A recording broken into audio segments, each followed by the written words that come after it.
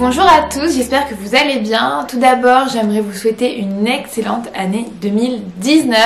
D'ailleurs, pensez à vous abonner à ma chaîne YouTube car en 2019, je vous réserve plein de contenus très intéressants autour du sport, du végétarisme, du féminisme, bref, plein de nouvelles vidéos. Aujourd'hui, si je vous retrouve, c'est pour vous donner quelques conseils pour tenir vos résolutions. Je partage directement mes bonnes résolutions sur le blog, donc je vous mets le lien dans la barre d'infos. Là, en fait, sur Instagram, je vous avais posé différentes questions à savoir quelles étaient vos bonnes résolutions. Et dans cette vidéo, j'ai envie de vous aider à y arriver en vous donnant quelques conseils.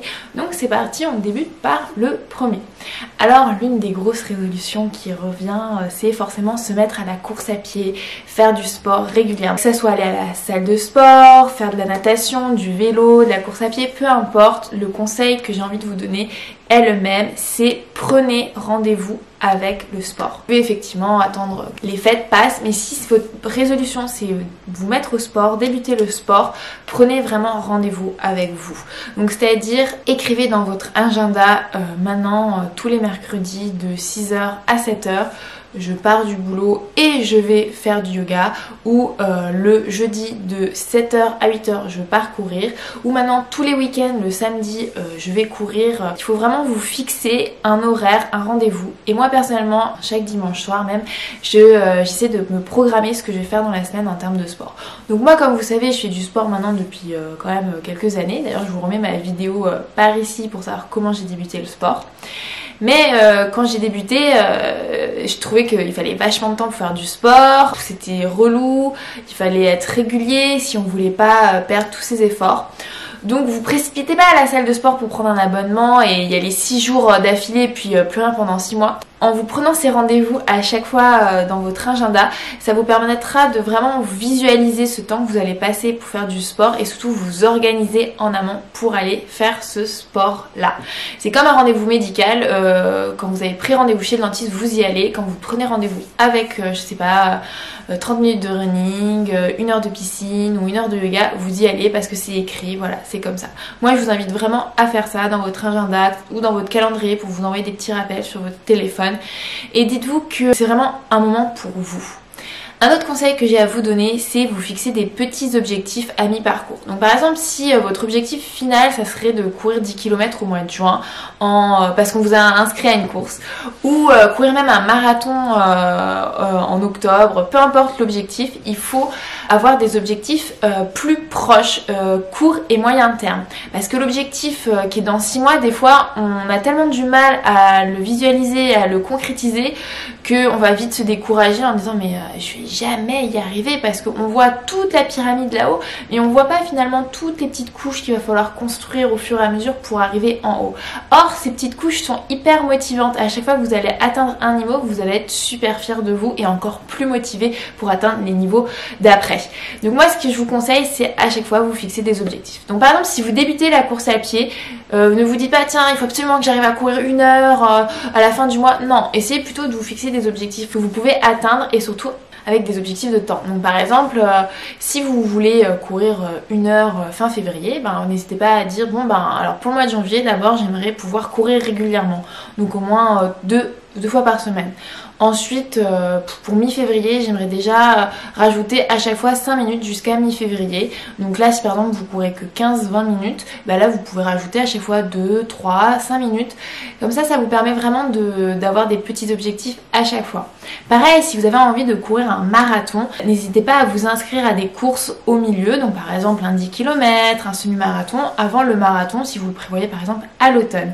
Si par exemple vous êtes déjà un coureur assez aguerri, c'est pareil, n'hésitez pas à vous prévoir un semi-marathon pendant la prépa et surtout de suivre vraiment une préparation. Et ça, si un autre conseil à vous donner, c'est n'hésitez pas à parler de vos résolutions autour de vous, parce que ça vous permet en fait de vraiment vous projeter dans ces résolutions, et en parlant avec vos proches, vous pouvez peut-être récolter des petits conseils, que ce soit par exemple sur l'alimentation, si vous souhaitez, je sais pas, devenir végétarien, ou au contraire un peu rééquilibrer votre alimentation. Quand vous allez en parler autour de vous, les personnes vont votre entourage va essayer forcément de vous soutenir. Donc si vous essayez de rééquilibrer votre alimentation, je pense que vos grands-parents vont peut-être éviter de vous proposer un petit cassoulet quand vous allez les voir. Ils vont plutôt essayer de proposer des plats légers ou même de vous offrir, je sais pas si c'est bientôt votre anniversaire, des cours de cuisine. Donc voilà, n'hésitez pas à en parler pour vous aider à atteindre cet objectif-là.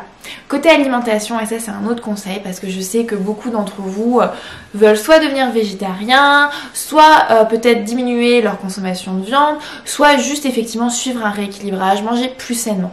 Alors moi, je suis pas du tout adepte des cheat meals, donc c'est-à-dire je mange super bien toute la semaine, puis je me fais une petite crise de boulimie le samedi soir en mangeant McDo.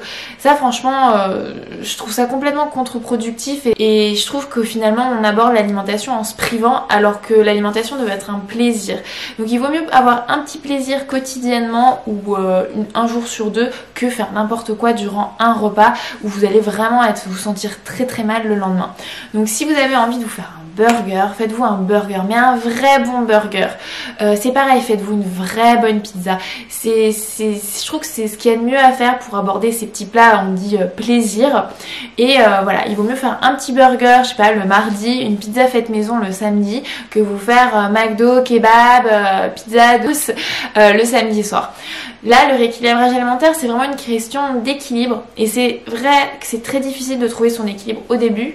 Mais voilà, entourez-vous bien, prenez du temps pour aller faire les courses et fixez-vous des petits objectifs. Donc par exemple, si vous voulez devenir végétarien, ne supprimez pas tout de suite viande, poisson. En fait, essayez de diminuer, par exemple, en disant bon ben je suis végétarien à mi-temps. Par exemple, si c'est difficile de manger végétarien le midi à votre cantine et que vous n'avez pas envie au début de vous prendre la tête avec ça, et ben n'hésitez pas à juste manger végétarien quand vous pouvez et à faire le choix de la viande et du poisson quand c'est plus difficile et délicat pour vous.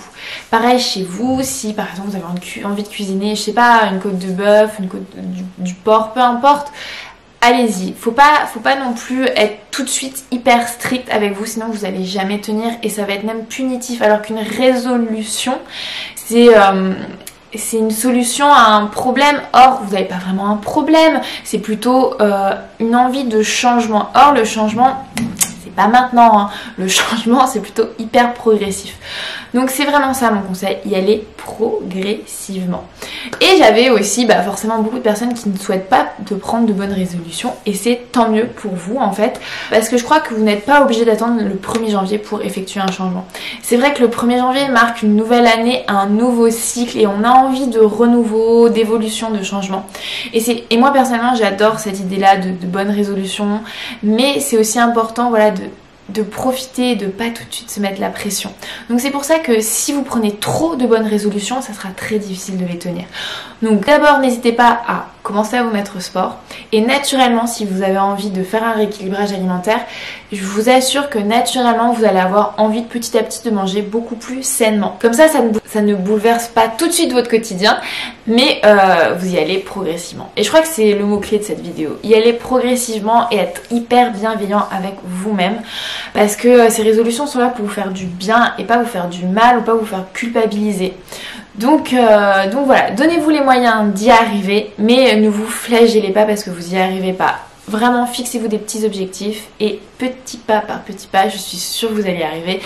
D'ailleurs, je suis très curieuse de connaître vos bonnes résolutions. J'espère que cette vidéo vous aidera. Mettez-les-moi en commentaire, j'y répondrai avec plaisir. N'oubliez pas que les miennes sont sur mon blog. J'espère que cette vidéo vous a plu. Pensez à vous abonner à ma chaîne YouTube. Je vous dis à très vite. Bye bye!